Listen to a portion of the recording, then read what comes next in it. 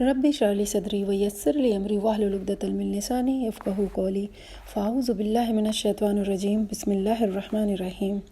معزز سامعین کرام، السلام علیکم ورحمۃ اللہ وبرکاتہ۔ رسول اللہ صلی اللہ علیہ وسلم نے فرمایا، لوگوں میں سے کچھ اللہ والے ہیں۔ لوگوں نے عرض کیا، اللہ کے رسول وہ کون لوگ ہیں؟ آپ صلی اللہ علیہ وسلم نے فرمایا، وہ قرآن پڑھنے اور پڑھانے والے ہیں، جو اللہ والے اور اس کے نزدیک خاص لوگ ہیں۔ اللہ کے سب سے زیادہ نزدیک اور بہترین عمل وہ ہے جو قرآن پڑھے اور پڑھائے، سیکھیں اور سکھائیں۔ اللہ تبارک و تعالیٰ سے دعا ہے کہ ہم سب کو بھی قرآن پڑھنے اور پڑھانے کی توفیق عطا کرے اور عمل کرنے کی توفیق عطا فرمائے۔ 13واں پارہ۔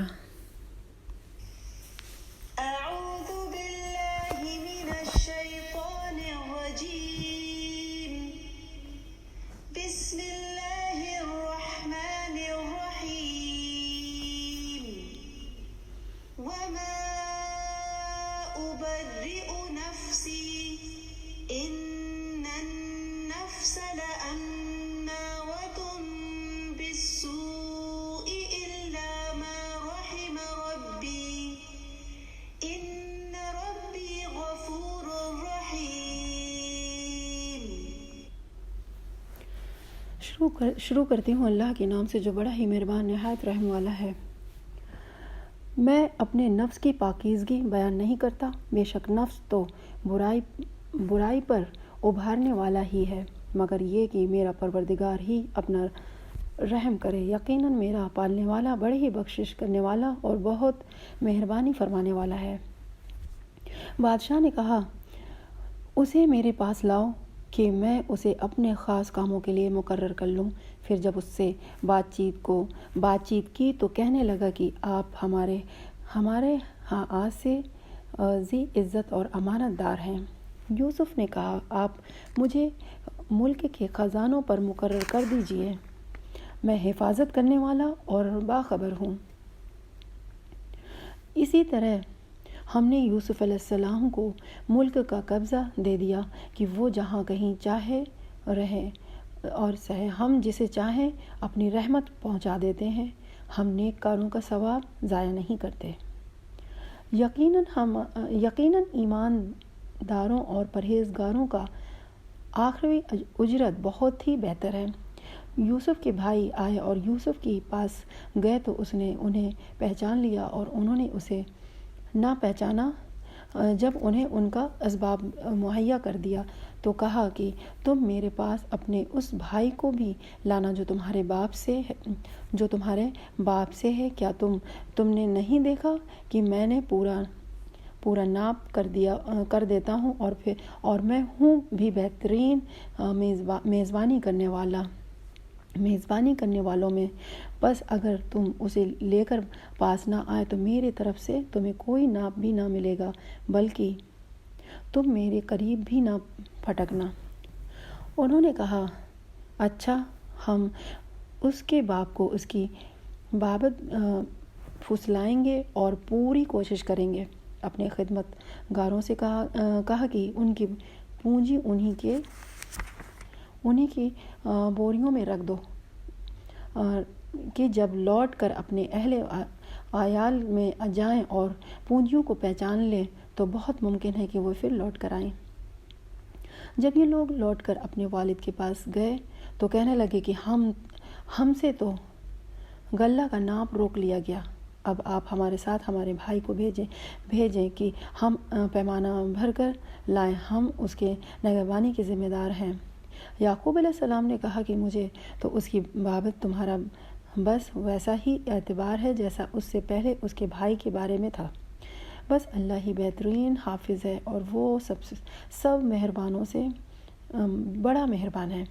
جب انہوں نے اپنا اسباب کھولا تو اپنا سرمایہ موجود پایا جو ان کے جانب لوٹا دیا گیا تھا۔ کہنے لگے، اے ہمارے باپ، ہمیں اور کیا چاہیے؟ دیکھیے تو یہ ہمارا سرمایہ بھی ہمیں واپس لوٹا دیا گیا ہے۔ ہم اپنے خاندان ان کو لا دیں گے اور اپنے بھائی کی نگرانی رکھیں گے اور ایک اونٹ کو اور ایک اونٹ کے بوجھ کا غلہ زیادہ لائیں گے، یہ ناپ تو بہت آسان ہے۔ یعقوب علیہ السلام نے کہا، میں تو اسے ہرگز تمہارے ساتھ نہ بھیجوں گا جب تک کہ تم اللہ کو بیچ میں رکھ کر مجھے قول و قرار نہ دو کہ تم اسے میرے پاس پہنچا دو گے، سوائے اس کی ایک صورت کے تم سب گرفتار کر لیے جاؤ۔ جب انہوں نے پکا قول قرار دے دیا تو انہوں نے کہا کہ ہم جو کچھ کہتے ہیں اللہ اس پر نگہبان ہے۔ اور یعقوب علیہ السلام نے کہا، اے میرے بچوں، تم سب ایک دروازے سے نہ جانا بلکہ کئی جدا جدا دروازوں میں سے داخل ہونا۔ میں اللہ کی طرف سے آنے والی کسی چیز کو تم سے ٹال نہیں سکتا۔ حکم صرف اللہ ہی کا چلتا ہے، میرا کامل بھروسہ اسی پر ہے اور ہر ایک بھروسہ کرنے والے کو اسی پر بھروسہ کرنا چاہیے۔ جب وہ انہی راستوں سے جن کا حکم ان کے والد نے انہیں دیا تھا گئے، کچھ نہ تھا کہ اللہ نے جو بات مقرر کر دی اس نے انہیں ذرا بھی بچا لے، مگر یعقوب علیہ السلام کے دل میں ایک خیال پیدا ہوا جسے اس نے پورا کر لیا۔ بلا شبہ وہ ہمارے سکھلائے ہوئے علم کا علم تھا، لیکن اکثر لوگ نہیں جانتے۔ یہ سب جب یوسف کے پاس پہنچ گئے تو اس نے اپنے بھائی کو اپنے پاس بٹھا لیا اور کہا کہ میں تیرا بھائی یوسف ہوں، بس یہ جو کچھ کرتے رہیں اس کا کچھ رنج نہ کرو۔ پھر جب انہیں ان کا سامان اسباب ٹھیک ٹھاک کر کے دیا تو اپنے بھائی کے اسباب میں پانی پینے کا پیالہ رکھ دیا۔ پھر ایک آواز دینے والے نے پکار کر کہا کہ اے قافلے والو، تم لوگ جو چور ہو۔ انہوں نے ان کی طرف منہ پھیر کر کہا کہ تمہارے کیا چیز کھو گئی ہے؟ جواب دیا کہ شاہی پیمانہ غم ہے جو اسے لے آئے، اسے ایک اونٹ کی بوجھ کا غلہ ملے گا، اس وعدے کا میں ضامن ہوں۔ انہوں نے کہا، اللہ کی قسم، تم کو خوب علم ہے کہ ہم ملک میں فساد پھیلانے کے لیے نہیں آئے اور نہ ہم چور ہیں۔ انہوں نے کہا، اچھا، چوری کی کیا سزا ہے اگر تم جھوٹے ہو؟ جواب دیا کہ اس کی سزا یہی ہے کہ جس کی اسباب میں سے پایا جائے وہی اس کا بدلہ ہے۔ ہم تو ایسے ظالموں کو یہی سزا دیا کرتے ہیں۔ بس یوسف نے ان کے سامان کی تلاش شروع کی، اپنے بھائی کے سامان کی تلاشی سے پہلے پھر اس پیمانے کو اپنے بھائی کے سامان سے نکالا۔ ہم نے یوسف کے لیے اسی طرح یہ تدبیر کی۔ اس بادشاہ کے قانون کی رو سے یہ اپنے بھائی کو نہ لے سکتا تھا، مگر یہ کہ اللہ کی منظور ہو ہم جس کی چاہیں درجے بلند کر دیں۔ ہر ذی علم پر فوقیت رکھنے والا اور دوسرا ذی علم موجود ہے۔ انہوں نے کہا کہ اگر اس نے چوری کی تو کوئی تعجب کی بات نہیں، اس کا بھائی بھی پہلے چوری کر چکا ہے۔ یوسف علیہ السلام نے اس بات کو اپنے دل میں رکھ لیا اور ان کے سامنے بالکل ظاہر نہ کیا، کہ کہا کہ تم بدتر جگہ میں ہو اور جو تم بیان کرتے ہو اسے اللہ ہی خوب جانتا ہے۔ انہوں نے کہا کہ اے عزیز مصر، اس کے والد بہت بڑی عمر کے بالکل بوڑھے شخص ہیں، آپ اس کے بدلے ہم میں سے کسی کو لے لیجئے، ہم دیکھتے ہیں کہ آپ بڑے نیک نفس ہیں۔ یوسف علیہ السلام کے ہم نے جس کے پاس اپنی چیز پائی ہے اس کے سوا دوسرے کی گرفتاری کرنے سے اللہ کی پناہ چاہتے ہیں۔ ایسا کرنے سے تو ہم یقیناً ناانصافی کرنے والے ہو جائیں گے۔ جب یہ اس سے مایوس ہو گئے تو تنہائی میں بیٹھ کر مشورہ کرنے لگے۔ ان میں جو سب سے بڑا تھا اس نے کہا، تمہیں معلوم نہیں کہ تمہارے والد نے تم سے اللہ کی قسم لے کر پختہ قول کر لیا ہے اور اس سے پہلے یوسف کے بارے میں تم کوتاہی کر چکے ہو۔ بس میں تو اس سرزمین سے نہ ٹال لوں گا جب تک کہ والد صاحب خود مجھے اجازت نہ دیں۔ یا اللہ تعالیٰ میرے اس معاملے کا فیصلہ کر دے، وہی بہترین فیصلہ کرنے والا ہے۔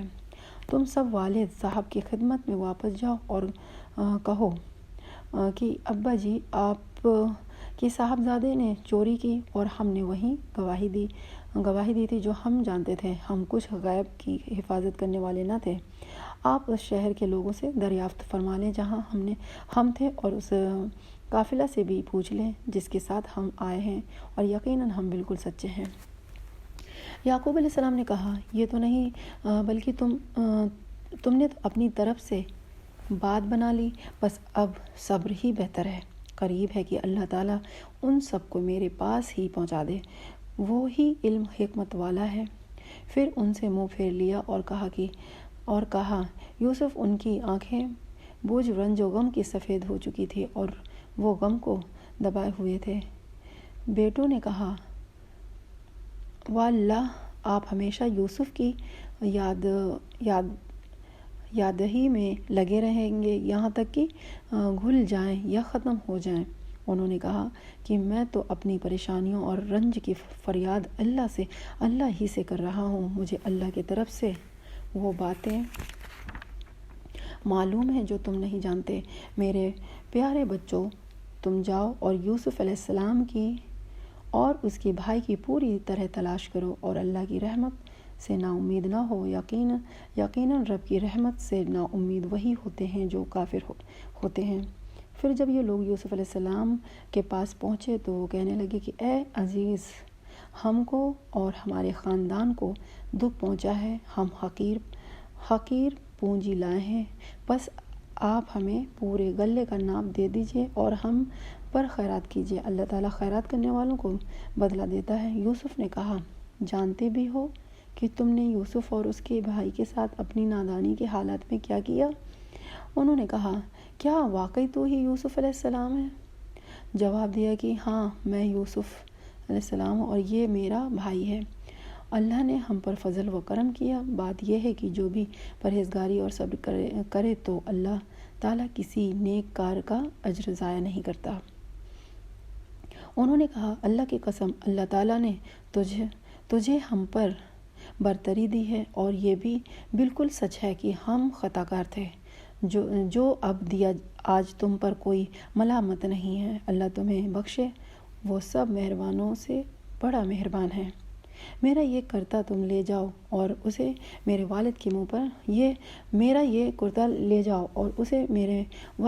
پر ڈال دو کہ وہ دیکھنے لگے اور آ جائیں اور اپنے تمام خاندان کو میرے پاس لے آؤ۔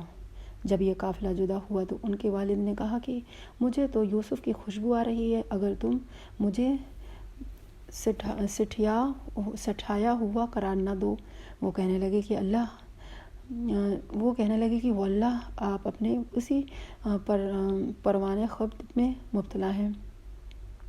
جب خوشخبری دینے والے نے پوچھ کر ان کے منہ پر وہ کرتا ڈالا، اسی وقت وہ پھر سے بے-نا ہو گئے۔ کہا کہ میں تم سے نہ کہہ رہا تھا کہ میں اللہ کی طرف سے وہ باتیں جانتا ہوں جو تم نہیں جانتے۔ انہوں نے کہا، ابا جی، آپ ہمارے لیے گناہوں کی بخشش طلب کیجئے، بے شک ہم قصوروار ہیں۔ کہا، اچھا، میں جلدی تمہارے لیے اپنے پروردگار سے بخشش مانگوں گا، وہ بہت بڑا بخشنے والا اور نہایت مہربانی کرنے والا ہے۔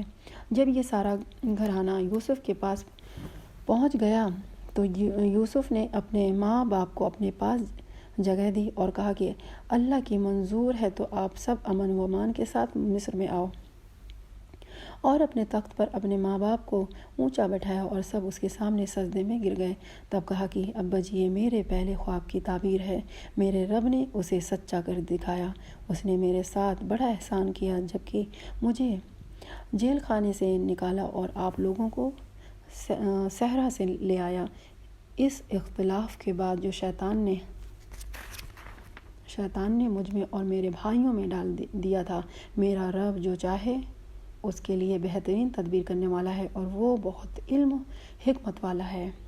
اے میرے پروردگار، تو نے مجھے ملک عطا فرمایا اور تو نے مجھے خواب کی تعبیر سکھلائی۔ اے آسمان اور زمین کے پیدا کرنے والے، تو ہی دنیا اور آخرت میں میرا ولی، دوست اور کارساز ہے۔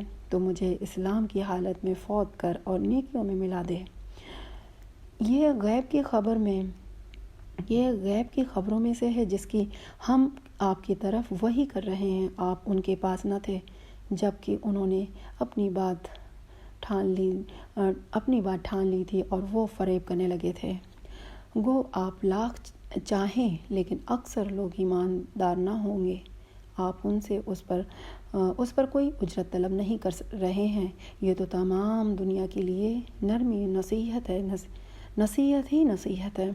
آسمانوں اور زمین میں بہت سی نشانیاں ہیں جن سے یہ منہ موڑے گزر جاتے ہیں۔ ان میں سے اکثر لوگ باوجود اللہ پر ایمان رکھنے کے بھی مشرک ہی ہیں۔ کیا وہ اس بات سے بے خوف ہو گئے ہیں کہ ان کے پاس اللہ کے عذابوں میں سے کوئی عام عذاب آ جائے یا ان پر اچانک قیامت ٹوٹ پڑے اور وہ بے خبر ہوں؟ آپ کہہ دیجئے میری راہ یہی ہے، میں اور میری متبعین اللہ کی طرف بلا رہی ہیں پورے یقین اور اعتماد کے ساتھ، اور اللہ پاک ہے اور میں مشرکوں میں نہیں۔ آپ سے پہلے ہم نے بستی والوں میں جتنے رسول بھیجے ہیں سب مرد ہی تھے جن کی طرف ہم وحی نازل فرماتے گئے۔ کیا زمین میں چل پھر کر انہوں نے دیکھا نہیں کہ ان سے پہلے کے لوگوں کا کیسا کچھ انجام ہوا؟ یقیناً آخرت کا گھر پرہیزگاروں کے لیے بہت ہی بہتر ہے۔ کیا پھر بھی تم نہیں سمجھتے؟ یہاں تک کہ جب رسول نا امید ہونے لگے اور وہ قوم کے لوگ خیال کرنے لگے کہ انہیں جھوٹ کہا گیا، فوراً ہی ہماری مدد ان کے پاس آ پہنچی۔ جسے ہم نے چاہا اسے نجات دی گئی۔ بات یہ ہے کہ ہمارا عذاب گناہگاروں سے واپس نہیں کیا جاتا۔